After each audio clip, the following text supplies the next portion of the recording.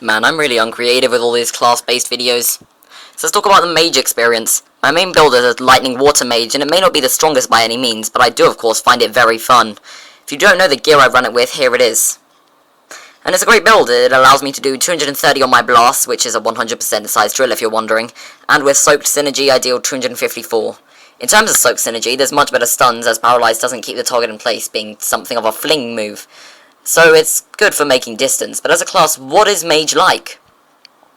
Well, it's certainly not the easiest, like my Warlord, which allows me to chain extremely strong moves quickly, but Mage has its own way of dealing damage. It's called aiming. Shocking, right? As a Mage, I'm more aim-reliant than any other class, really, except maybe Paladin, because it's just a weaker and smaller Mage. With Mage, though, what's difficult is being able to make the distance needed to play the class properly. We do lack movement quite heavily, and hopefully the rare spells promised by the Dark Sea update will provide a higher degree of movement capabilities to offset the difficulty we face in making the distance we need to play properly. So speaking of moveset, what's it like? We obviously have Blast, Explosion, Beam, Snare, and Pulsar. But how exactly can they be utilised? Let's begin with Blast. Blast can be used to punish moves like Flash Strike, Shining Cycle, Snare, etc. It is of course also a general purpose attack, and customizable. If you can't aim, you can take a penalty of damage or speed by using X-Slash or Shield respectively.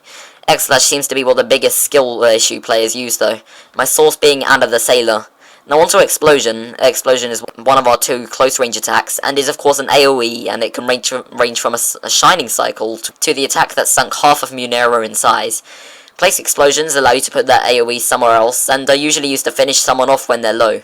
I utilise them for my Soaked Synergy personally, as because they're very easy to hit. Beams are hit scan moves, at least on most magics, and not like Metal or Magma, which can obviously range from like a decently sized hitbox to a quicker and less damaging musket. Me personally, I use 20% dual beams, which do slightly more than my blast in damage. Whilst somewhat difficult to hit, they're very rewarding. I also use full-size beams on my water magic so as to apply soaked. If you haven't guessed, my water magic is generally just utility. So Snare. Snare is an unusual grab because it doesn't have movement, and that's because it's not an offensive tool, but something to make distance with from close range. Snare doesn't see much use unless someone in a fight is being aggressive against the Snare user in question. And the final attack, Pulsar, is just an AoE launcher. No, I'm joking. It's a zoning tool used to deny an area from an attacker to make distance. Mage is an overall fun class, doing medium-high damage, however lacking combos. Would I recommend it? Yes, but if you can't aim a drill or normal blast, just learn to. Don't use X-Slash. If you want to use X-Slash, just never play Mage, Anna.